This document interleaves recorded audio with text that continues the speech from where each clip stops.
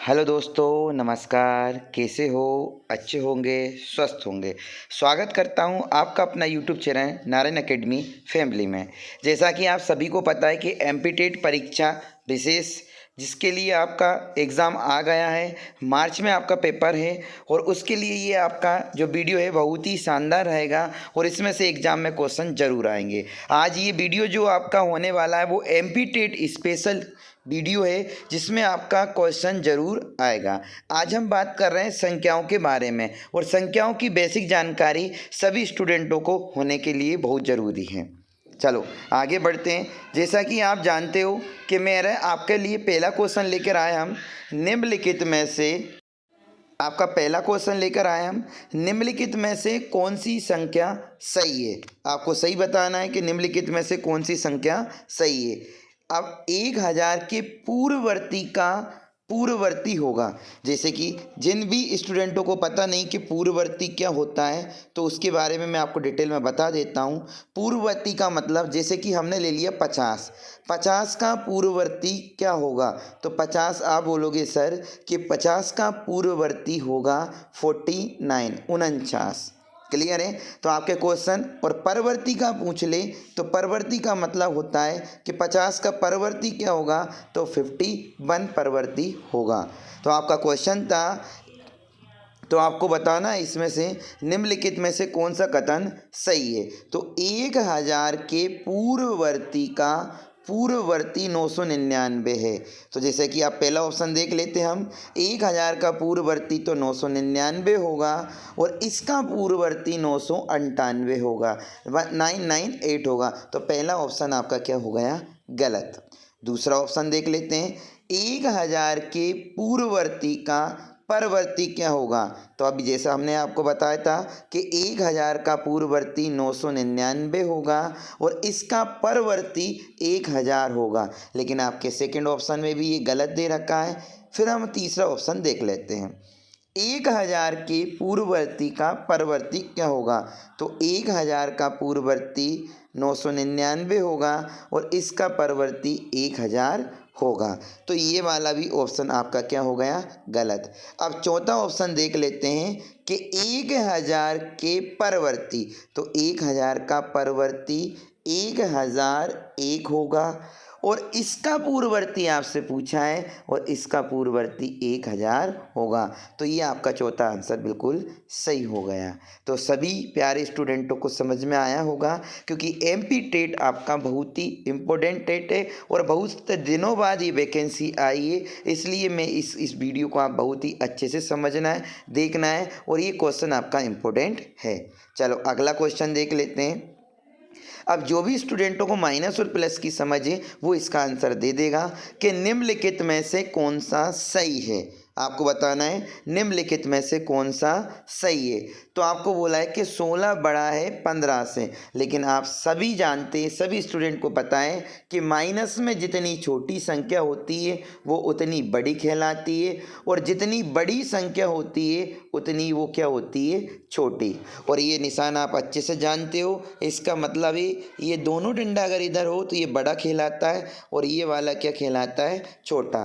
तो आपका कौन सा सही है? तो आपका सबसे लास्ट वाला ऑप्शन देख लीजिए, डी वाला ऑप्शन। बाकी तीनों ऑप्शन आपके गलत हैं, क्योंकि 16 माइनस का है और ये माइनस का 3 है और मैंने आपको बताया कि माइनस में जितनी छोटी संख्या होती है वो उतनी ही बड़ी होती है और जो माइनस में जितनी बड़ी संख्या होती है वो उतनी ही छोटी होती है। आई होप आपको समझ में आया होगा। चलो नेक्स्ट क्वेश्चन की ओर। हाँ, अगला क्वेश्चन आपका बहुत ही इंपॉर्टेंट है, हर क्वेश्चन आपका इंपॉर्टेंट है। एमपी टेट स्पेशल मैथ हम आपको पढ़ा रहे हैं कि बड़ा से बड़ा ऋण पूर्णांक क्या होगा। और जैसा कि आप सभी लोग जानते हैं कि ऋण पूर्णांक क्या होगा, आप सब जानते हैं कि प्राकृत संख्या कौन सी होती है। आप बोलोगे सर जो 1 से स्टार्ट होती है, जिन संख्याओं से हम किसी की गिनती कर सकते हैं वो आपकी प्राकृत कहलाती है। मैंने पूछा आपसे कि पूर्ण संख्या क्या होती है, आपने बोला सर कि जिस संख्याओं को हम जीरो से स्टार्ट करते हैं वो आपकी पूर्ण संख्या कहलाती है। मैंने आपसे पूछा कि पूर्णांक संख्या क्या है, आपने बोला है कि जिनको धनात्मक और ऋणात्मक के रूप में लिखते हैं वो आपकी पूर्णांक संख्या कहलाता है। और ये आपका सबसे बड़ा क्वेश्चन है कि बड़ा से बड़ा ऋण पूर्णांक क्या होगा। तो आपको पता है कि माइनस में सबसे छोटी संख्या आपकी एक है और जो माइनस में सबसे छोटी होती है वही सबसे बड़ा ऋण पूर्णांक होगा। तो आप आई होप आपको समझ में आया होगा। आपका आंसर है -1। क्लियर है। अगले क्वेश्चन की ओर जाते हैं हम। अब यही क्वेश्चन मैंने आपसे इसलिए ऐसा पूछ लिया। आपका क्वेश्चन है बड़ा से बड़ा ऋण पूर्णांक क्या है। इसमें ऑप्शन चेंज हो गए आपके, तो आप बोलोगे कि माइनस ऋण माइनस का 1, बड़ा से बड़ा ऋण पूर्णांक जो है वो आपका माइनस का 1 ही होगा। क्लियर है। अगला क्वेश्चन हम बढ़ते हैं।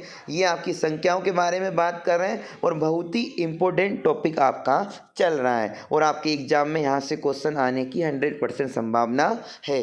जैसे कि आपका अगला क्वेश्चन, किन्हीं दो परिमेय संख्याओं के बीच, किन्हीं दो परिमेय संख्याओं के बीच, आप 4 ऑप्शन पढ़ रहे हो, कोई परिमेय संख्या नहीं होती है, बिल्कुल गलत है, क्योंकि किन्हीं भी दो परिमेय संख्याओं के बीच अनंत परिमेय संख्या बनती है और ये मैं आपको प्रूव करके बताऊंगा। किन्हीं भी दो परिमेय संख्याओं के बीच अनंत परिमेय संख्या होती है। तो आपका कौन सा सही है, सी वाला ऑप्शन आपका सही है। किन्हीं भी दो परिमेय संख्याओं के बीच अनंत परिमेय संख्या होती है। जैसे कि मैं आपसे बोलूं कि 2/3 के बीच, 2/3 के बीच 5 परिमेय संख्या बताइए। तो आप बोलोगे सर कि 2/3 के बीच 5 परिमेय संख्या, तो आप बोल रहे हो कि सर कि 2 परिमेय संख्याओं के बीच अनंत बनती है, तो आप प्रूव करके बताओ। तो हम आपको प्रूव करके बताते हैं कि ये 2/1 कर दो, क्योंकि परिमेय जो संख्या होती है ना वो अंश बटे हर के रूप में लिखा जाता है और इसको मैंने लिख दिया 3/1। परिमेय संख्या जब निकालते हैं ना तो हर क्या होना चाहिए, समान। 5 पूछा तो ऊपर इसमें भी 6 का गुणा और इसमें भी 6 का, 6 दूनी कितने हो गए, 12/6। 1 2 3 4 5, इधर 6 कितने हो गए, 18 और 6 कम 6। तो आपका आंसर आ गया 5 परिमेय संख्या 13/6, 14/6, 15/6, 16/6 और 17/6। इस तरीके से हम किन्हीं भी दो संख्याओं के बीच अनंत परिमेय संख्या बना सकते हैं। आई होप आपको समझ में आया होगा। चलो नेक्स्ट क्वेश्चन की ओर बढ़ते हैं हम। अगला क्वेश्चन आपको बताना है कि निम्न में से कौन सा कथन सत्य है।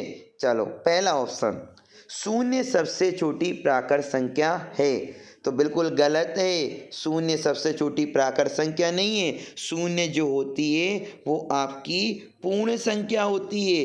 तो आपका पहला ऑप्शन गलत है। शून्य से शुरुआत जिन संख्याओं की होती है वो पूर्ण संख्या कहलाती है।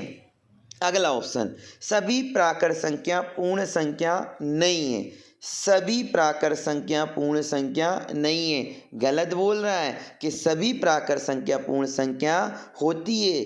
अगला ऑप्शन देखो सी, एक सबसे छोटी पूर्ण संख्या है। बिल्कुल गलत, सबसे छोटी पूर्ण संख्या तो आपको 0 है। तो फिर इसका आंसर कौन सा है, तो बिल्कुल राइट आंसर डी वाला आपका आंसर है।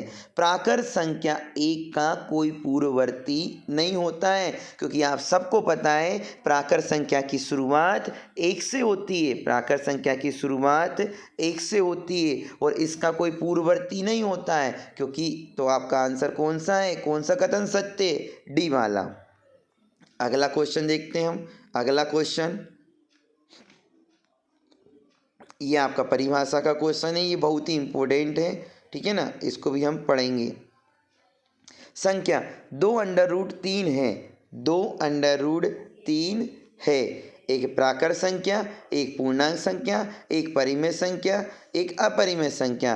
तो आप बताओ 2 की पावर अगर √3 है और आप सब जानते हैं कि √3, √2 ये सब कौन सी संख्या होती है, अपरिमेय संख्या। जो रूट से बाहर नहीं निकलती है वो आपकी अपरिमेय संख्या कहलाती है। तो इसमें आपका आंसर आ जाएगा कि ये अपरिमेय संख्या है। जे क्या है, अपरिमेय संख्या। चलो आगे क्वेश्चन बढ़ते हैं। निम्नलिखित में से परिमेय संख्या नहीं है। तो इसके लिए मैं आपको एक वीडियो बनाऊंगा जो आपका बहुत ही शानदार रहेगा। ये निम्नलिखित में से परिमेय संख्या नहीं है, तो डी वाली आपकी परिमेय संख्या नहीं है। बाकी जितनी भी आपकी संख्या है वो सब परिमेय संख्या कहलाती हैं। चलो आगे का क्वेश्चन क्या आप बताना। निम्न में से कथन सत्य है, तो इसमें से आपका कौन सा कथन सत्य है? शून्य सबसे छोटी प्राकृत संख्या है, बिल्कुल गलत। शून्य सबसे छोटी पूर्ण संख्या है। सभी पूर्ण संख्याएं प्राकृत संख्या होती है? नहीं होती है। सभी पूर्ण संख्या ही होती है। पूर्ण संख्या एक का कोई पूर्ववर्ती नहीं होता है, तो एक का पूर्ववर्ती होता है, 0 होता है। ये भी गलत बोल रहा है। आपका डी वाला ऑप्शन आप देखना, पूर्ण संख्या 0 का कोई पूर्ववर्ती नहीं होता। 0 का कोई पूर्ववर्ती नहीं होता। आज मैं वीडियो यहीं तक बना रहा हूँ। अगर आपको मेरा ये वीडियो अच्छा लगे, अगर आप चाहते हो कि एमपी टेट पर मैं पूरे के पूरे वीडियो लेकर आऊँ जो आपके सिलेबस में, तो इस वीडियो का प्यार आपको दिखना चाहिए, मुझे दिखना चाहिए। इसका प्यार, इस वीडियो को ज़्यादा से ज़्यादा शेयर करना, सब्सक्राइब करवाना आपको चैनल का। अगर आप चाहते हो कि मैं ऐसे ही वीडियो लाता रहूं, MP TET special video, special math अगर मैं आप पढ़ना चाहते हो तो इस वीडियो को ज़्यादा से ज़्यादा शेयर करें। धन्यवाद। जय हिंद,